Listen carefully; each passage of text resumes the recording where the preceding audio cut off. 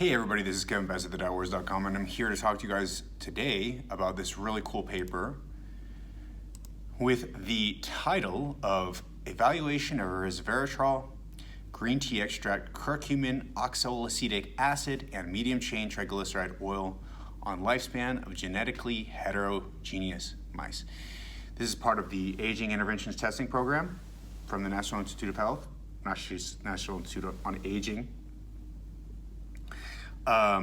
Each compound is tested in parallel on 3 different sites on genetically heterogeneous mice to check if the health span or lifespan of these mice is increased. So 3 separate replications. And they say it's the goal of the ITP to publish all results, negative or positive. We published the results here of lifelong treatment of mice beginning at 4 months of age with each of 5 agents, that is green tea extract, curcumin, oxaloacetic acid, medium-chain triglyceride oil, and resveratrol on the lifespan of these genetically heterogeneous mice.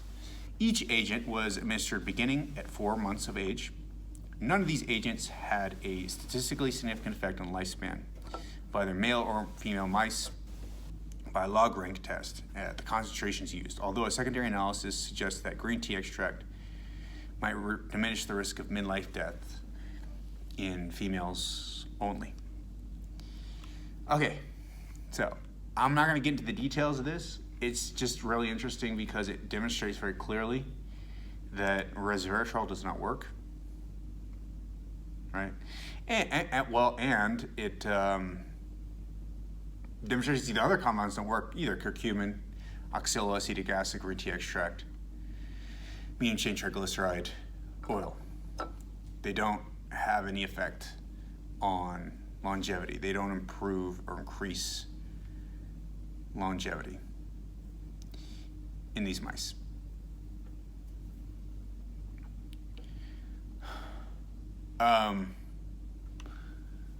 Okay, so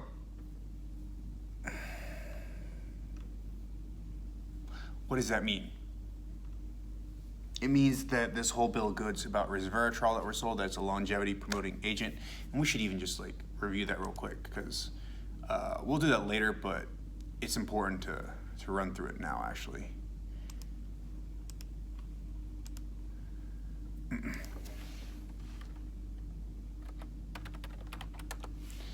So Searchers is a company that David Sinclair sold for $720 million to GlaxoSmithKline.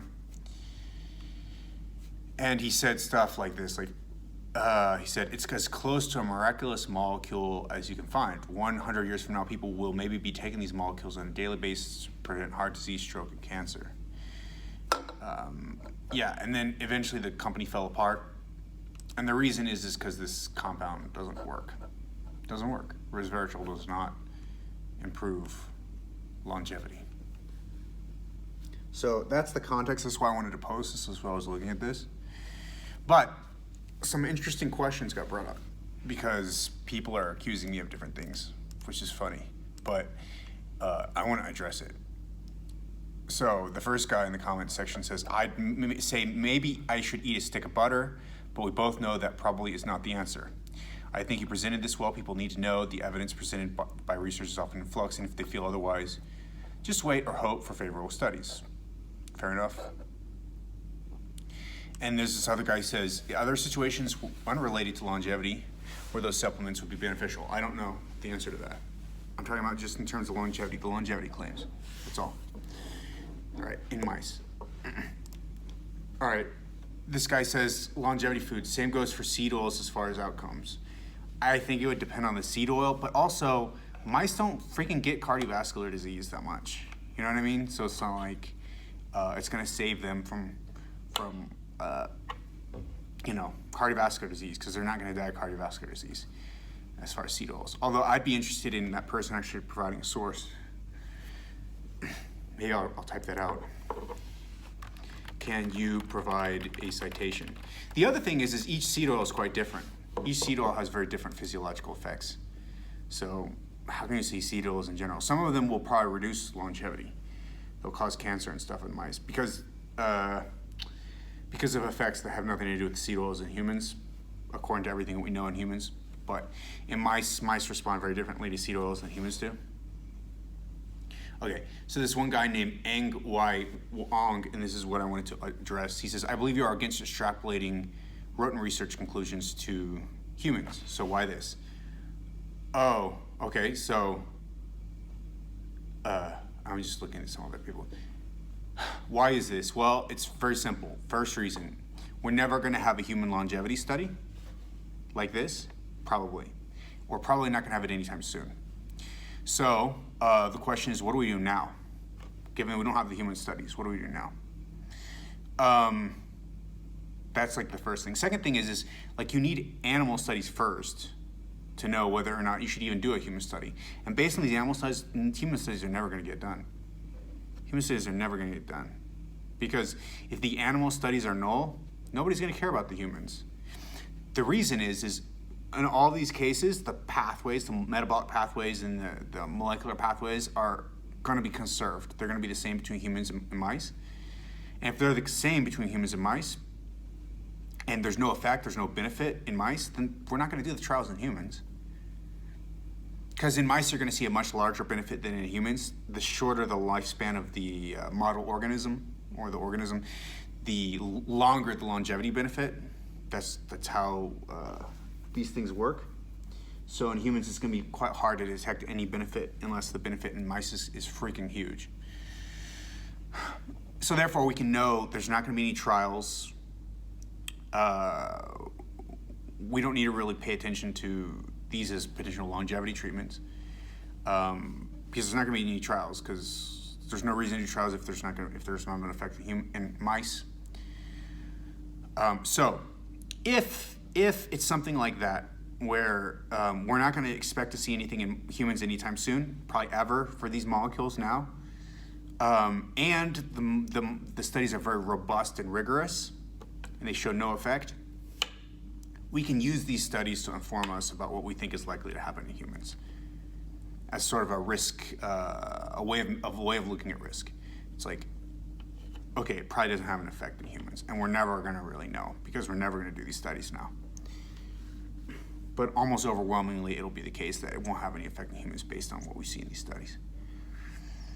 Okay, that's like the first thing. The second thing is what if they turn up positive, like something turn up positive here? Like the resveratrol turn up positive. Should we all then start taking resveratrol? That would be an individual choice. Would I start taking resveratrol? Probably, because I'm weird like that. Like, it depends on the side effect profile. But if I didn't have any bad side effects, probably. Would I recommend that to other people? No, because it's not really studied in a positive human trial. So that's like a more unclear case. Whenever it's negative, the results are negative, you can be like, it's not a big deal. Just don't even pay attention to it. When it's positive, it's more of an issue because I'm not sure how to recommend things to people in this case. I would say probably I wouldn't recommend it, but I would like be honest about what I'm doing. And here's another consideration. Just because I'm doing something doesn't mean that other people need to do it, right? The reason I do things is because I'm weird. I enjoy experimenting. I enjoy that. I like to seek novelty and learn about things. It's not necessarily because I think it'll help. Like I'm not very risk averse. I love risk. I love jumping into things. You shouldn't do something that I do because I'm not necessarily doing it because it's necessarily beneficial or rational. I might just be doing it because I'm interested in learning more about it and I just want to try something, right? So just because I do it doesn't mean you should do it, even if I did do it, and I don't. But even if I did, you shouldn't listen to me anyway. Because you're not me, right? Your values, your reasons for doing things are not the same as mine. So that's not a good reason to do things anyway. But I think the situation, if it's a positive result, is much less clear, especially in these rigorous studies like the ITP. 3 different trial locations, bunch of different mice, and then you see a rigorous effect or a robust effect. It's a little bit more unclear what I'm supposed to do with that as far as talking to the public and telling the public about it. Like do I advise people to do it? I don't know. Okay, so that's what I would say. That's how I look at mouse studies, how I look at they can inform us. Mainly it has to do with whether or not we're gonna have the human studies anytime soon. and if it's a negative or not trial. Now, if we're not going to have the human studies anytime soon as a positive trial, we have to think more carefully. And fortunately, this is not positive, because then I don't have to think about that so much. If it was positive, yeah, I'd have to be like very serious about how I talk about it. But if it's negative, it's easy. It's like, okay. So that's why I can extrapolate from this mouse study, because it's negative, essentially, and it's rigorous. So I hope that answers your question, Ing Wai-ong. If it doesn't, like, let me know so that I can then answer it. It'd be cool. And then this one woman said, Delia Gallagher, she said, are you in agreement with this, or are you just stating the conclusions? And he said, well, those are my words, and I agree with my words. I was like, what are you talking about? Like, these are my words. Like, yeah, I'm kind of interpreting the study and like giving you my interpretation. So this other guy says, ITP is awesome. ITP is awesome. I wish curcumin had added piperine, which increases the absorption 20-fold in humans. Probably still nothing, or Indians would be living forever. This human study in smokers is interesting. It has to do with mutagens. And then Logan Roy says, love Dr. Bass. Facts not fiction. Always sound research-based. Snake oil salesman beware. I'm not Dr. Bass. I'm Mr. Bass right now. And this other guy says, Nungwa Thanos. Now science in itself has been corrupted. We don't know what to trust anymore. Propagandists everywhere. I'm not a propagandist. I'm telling you the real deal. I'm telling you this is like legit. This is like a legit, like this is, like ITP is almost universally respected, if not universally respected among scientists, and universally respected among good scientists. And here's what Tam says. So you infer mouse studies are to be believed on humans when it suits your narrative. No, I'm not implying, by the way, it's implying, not inferring, but whatever. I'm not implying that mouse studies are to be believed here. I explained why. It's because it's negative, it's a rigorous trial, and we're not going to get the results in humans anytime soon. I kind of like this response. I don't know if I fully agree with it, but it's like interesting. This guy says, positives in mice have less chance to imply positive in humans than negative in mice to imply negative effect in humans.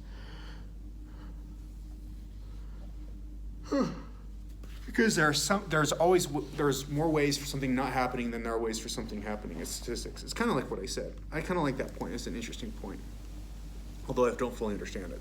Because I don't think, I don't fully understand it. But it sounds like something I would like. And this one guy is a researcher, he's a PhD, says, LOL, and also, despite 120 clinical trials of curcumin in several different disease conditions, no double-blinded placebo-controlled trials have ever been successful. And same with Resveratrol and the rest. Very little evidence of health benefits in humans. Boom. There you have it, my friends. My hair doesn't look too bad. It's like messed up. There you have it. So, yeah, but I like the rigor of this study and like the fact that they did it at 3 different sites, and it's unusual, so I thought this was cool. And also did a bunch of, it showed like 5 different classes of things at the same time, useful or not useful. So that's the study, and that is the, let's see how to respond.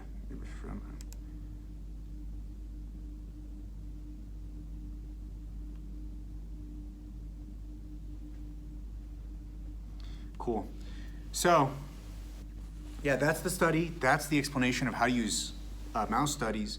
It's situational. You don't want to use mouse studies if you can avoid it. You want to use human studies, but if you can't avoid it, and that's like the data that you have. Yeah, a really rigorously done mouse study, I would trust more than an epidemiological study for something that we would expect to have conserved pathways in humans. I would trust it more. Especially like negative studies, but even positive studies, like rigorously done positive studies, I'm interested. And I think they trump human studies. This is my opinion, and a lot of like people are gonna be like, no, that's not right. But it's interesting. Maybe on a similar level, it's a different kind of evidence, but sometimes you need to take it seriously if that's all you have. And then you need to figure out what you're gonna do based on all you have and all the information you have at that point. So yeah, as I said, I hope you like this video. Check me out on Twitter, Instagram, TikTok, as well as Patreon, Kevin and Bass, KEVINNBASS. Check my podcast out at The Kevin Bass Show. Check my YouTube out at Kevin Bass, KBass Philadelphia. Kevin Bass Show, you want to go to Apple Podcasts and rate, review that dude, because I need you guys to jack up the ratings. That would be super helpful. Same on Spotify. Leave a comment, like, share, ask questions, become a patron on Patreon. You become a patron on Patreon, send me a message over Twitter or Instagram to get my attention. Tell me you're a patron on Patreon and ask me some questions, and I will answer them. If you have the top tier patronage on Patreon, then you can talk to me for about 30 to 45 minutes a month about any issue of your liking, where we can help you to resolve it and understand more about it. But most of the time, I would like for people who sign up for that to talk about the things that are relevant, directly related to some of the stuff I've been putting videos about and posting about. Cool beans.